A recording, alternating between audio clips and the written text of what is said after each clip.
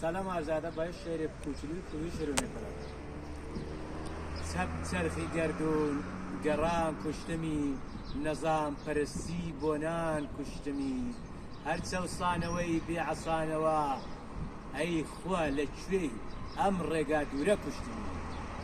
با سلام و عرض ادب خدمت مردم عزیز ایران و فالورای محترم اتوگالری متین وفا عبدالله، پایگاه موشکی نماد غرب کشور.